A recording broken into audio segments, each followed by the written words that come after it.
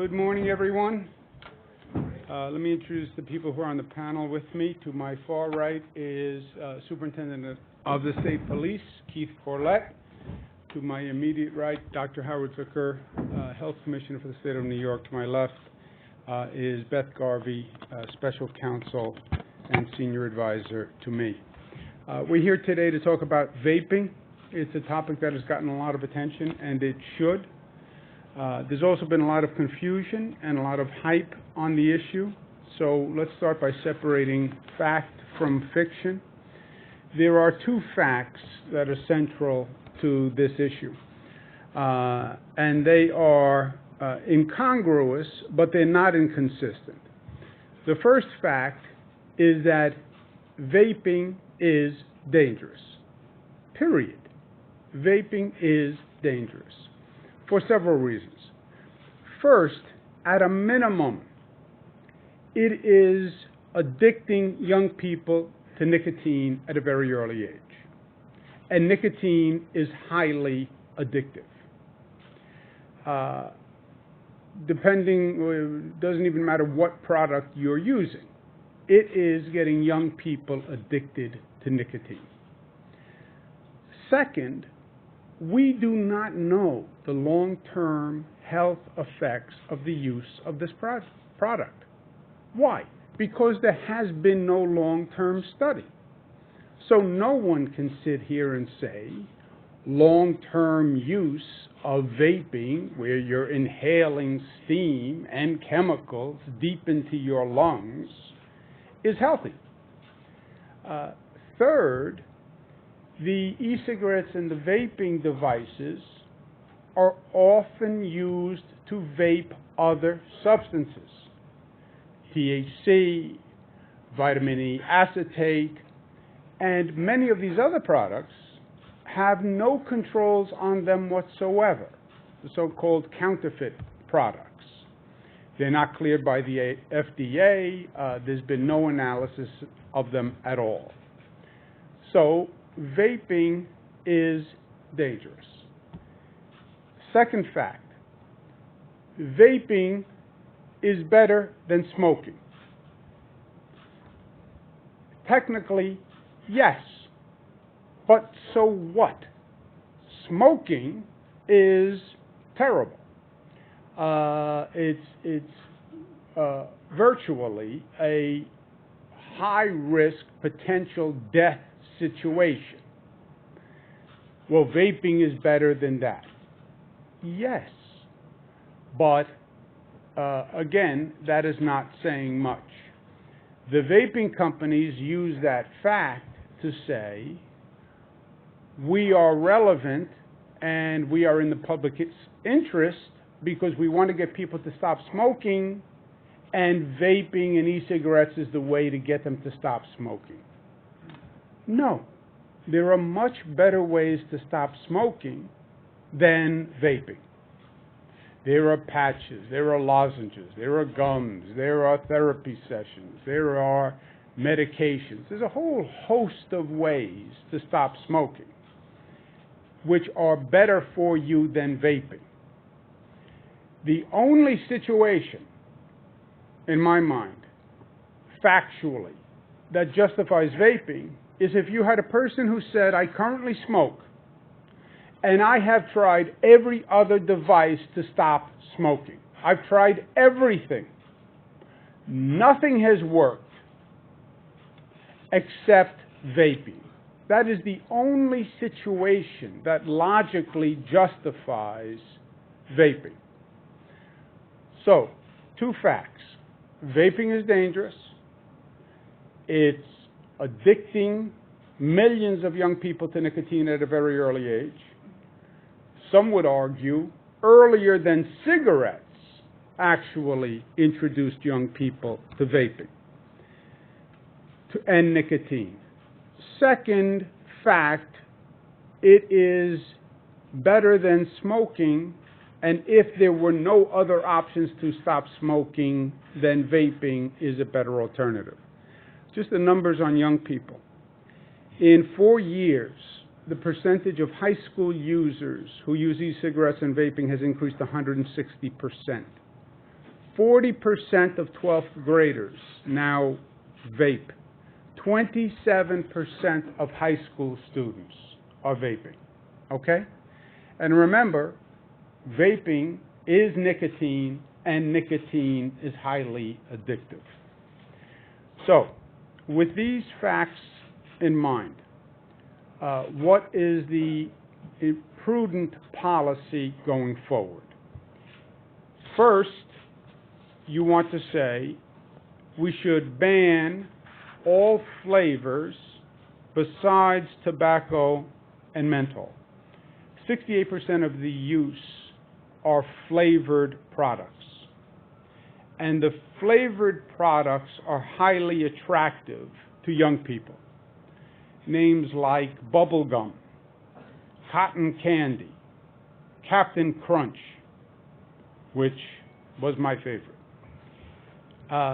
These are obviously targeted to young people and highly effective at targeting young people. We would ban all flavors besides tobacco and menthol. There is a debate about whether or not menthol should be banned. And Dr. Zucker and I have discussed this. Dr. Zucker feels at this point he is not yet ready to ban menthol. Why? There is some data that suggests for menthol cigarette smokers, again, who have tried every other device to stop smoking, they tried the lozenge, they tried the medication, they tried everything, nothing else worked, there's very limited pool, and they're trying vaping, the menthol flavor for the vaping helps menthol cigarette smokers. So at this point, Dr. Zucker's recommendation is he is not prepared to recommend banning menthol, but Department of Health is going to continue study, consultations with the Public Health and Health Planning Council, and that could change in the future. But at this point, he's not ready to recommend banning menthol. Second, we're going to propose legislation next year that will ban advertising directed towards young people. Ironically, current vaping companies that were subject to the 1998 Tobacco Master Settlement are already prohibited from marketing tobacco products to young people. New companies that were not part of the tobacco settlement in 1998 are not so prohibited. We would pass a law in the state that says all such companies are prohibited from marketing to young people. Third, the law is clear. You cannot sell these products to people under 18 years old. It is theoretically a criminal offense to be selling these products to people under 18 years old. It is also patently obvious when you say 40% of the 12th graders report vaping and e-cigarette use, that people under 18 are purchasing these products. The state police superintendent, Corlett, is going to work hand in glove with DOH Commissioner, Department of Health Commissioner Zucker, to coordinate their efforts to crack down on the stores that are selling products to people under 18 years old. The state has a number of tools in their toolbox in this situation. These stores that sell these products often have other state licenses. They may be licensed lottery sales offices, They may be SLA, State Liquor Authority, licensed to sell beer or alcohol in those establishments. So if they are found in violation, and again, that is a possible criminal sanction, endangering the welfare of a minor for selling under 18. But beyond that, there are civil fines, civil penalties, and they can lose other state licenses. But that crackdown is going to be aggressive, and it's going to start now. The 18-year-old limit will be raised to 21 in a few weeks, November 13th. So right now, the legal limit is 18. That's being raised to 21 this November 13th. And we want to make sure all the sellers and the public know that that's going to happen. So we're going to be taking those actions. The way they are implemented is Dr. Zucker will make a recommendation to the Public Health and Health Planning Council. They have the ability to issue emergency regulations, which could go into effect as soon as about 2 weeks. That would do the ban. And Dr. Zucker's advice, which I think is correct, is this is a burgeoning health crisis. Take action now. Also, learn from the past. Learn from the past. In 1964, the Surgeon General does a report that links cigarettes to cancer. 1964. We wind up taking action against the tobacco companies in 1998, where we have the Maine tobacco settlement, where with provisions that they could not advertise, etc. Millions of people died. Billions of dollars were spent. Many of these companies are related to tobacco companies that have a new device to sell nicotine, which addicts the user to come back and continue to buy their product. It is the tobacco cigarette model all over again. Try it, get addicted to nicotine, and now you are a customer for life. In my mind, I don't think it's an outrageous parallel to say, look at the work we're doing now with the opioid companies. They sold pain medication that they knew was highly addictive, that they circulated, they advertised, they distributed. It created hydrocodone, Oxycontin. It created addictions in the users, which then provided their business relationship with more customers.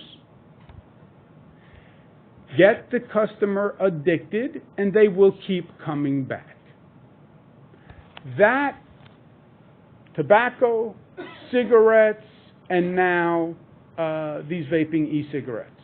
It's still nicotine, and nicotine is what's addictive. Even putting aside the other products that might be added, THC, vitamin E, the nicotine in and of itself is the addictive drug. And that is what they are selling. With that, let me turn it over to Dr. Zucker for comments. Thank you, Governor. I just want to mention and reiterate what the Governor mentioned, that this is a public health crisis. The numbers since we last spoke with all of you, we were at 49 cases in New York State, and just the other day we're up to 64 cases. That's just New York, and obviously the numbers in the country are rising as well. And my recommendation to the Governor is that we bring the Public Health Policy Health Planning Council back together to discuss this and to have a vote to eliminate the e-cigarette, the flavored e-cigarettes. This is such an important issue. It is evolving, it's changing every day, and we need to tackle this as fast as possible. And I just would reiterate what the Governor mentioned. We saw this with tobacco. We saw this decades ago. We don't need to repeat history. I think we need to tackle this right now and do it fast. Yeah, one other point. Well, where is the federal government? who knows where the federal government is? And that's just a general statement, right? First, we heard signals that maybe the administration understood this and they were going to be responsive, and then you get a tweet that suggests the exact opposite. I'm not waiting for the federal government to come protect the people of the state of New York. I've been disappointed time and time again. The political influence of these companies is not to be underestimated. These are very powerful business interests. If you listen to their spokespeople, they threaten the president politically with the power of their user customer base, which is now addicted. So I'm not relying or waiting for the federal government. I don't expect them to do anything responsibly, to act responsibly, because I've never seen them act responsibly. So our destiny is in our own hands, and we're taking action.